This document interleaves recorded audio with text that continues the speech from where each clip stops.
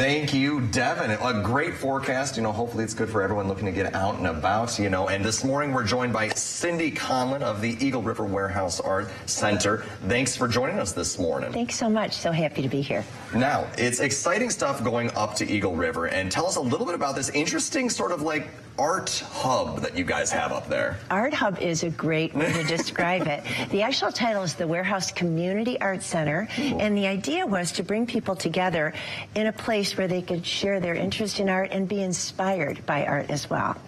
Oh, that is certainly entertaining. And I hear that you have a fun exhibit actually heading up there. It's there now, isn't it? It opened on July 8th. It's through August 12th, and I really encourage people to drop by. It's called Ergo, A Crow a Day, and it's by Karen Bondarchuk. She's an artist who is a professor at Western Michigan University. She is a renowned artist. She's exhibited really all over the world, Italy, India, England, etc. She had the idea when her mom was in the later stages of dementia to create a project that would help her, Karen, both cope with the mother's loss of her mother, and also help her create something to honor her mother.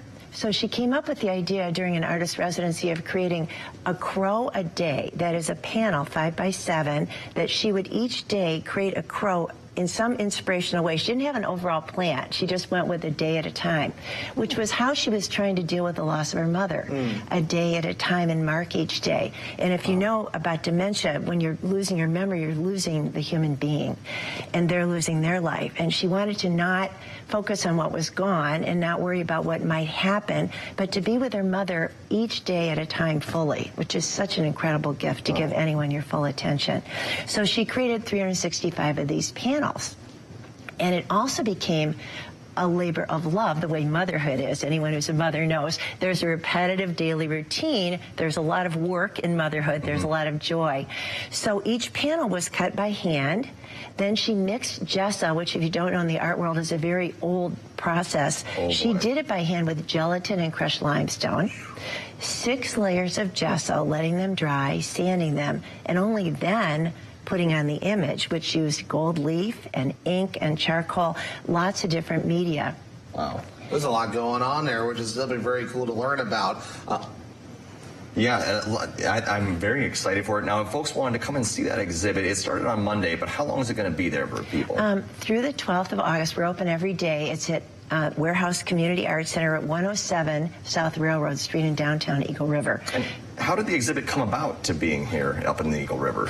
I actually was the one that actually discovered this exhibit and thought it would be great to bring to our community. So this is the first really museum quality type event that we've done. Every summer at the warehouse we try and have some type of major art focus, and our programming this year is funded by the National Endowment for the Arts, and locally that would be the Wisconsin Arts Board. Each state has that money, and we got the idea to each summer have some kind of big exhibit and bring an artist in and then do programming around it. This year it's called Hearing Our North Woods, so we have journaling, we have songwriting, we have ceramics classes, we have lots of programming around the theme of the exhibit.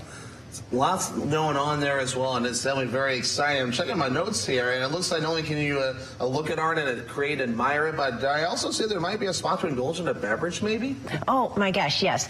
So the building, the warehouse was actually a bar, so when we bought the building, we got the liquor license. Kind of art studio there. Yeah, that's definitely a very interesting art studio there. We call it Inspiration Bar for all the reasons. Love it. But this exhibit, I just want to let everyone know it's free and open to the public. So EagleRiverArt.com. EagleRiverArt.com is our website. Karen, the artist, will be here the weekend of July 19-20. Oh, wow. Free discussion with her on Friday the 19th from 4 to 6, and then a ticketed event on Saturday. So it's a great opportunity to talk with an artist and learn about her process in more detail.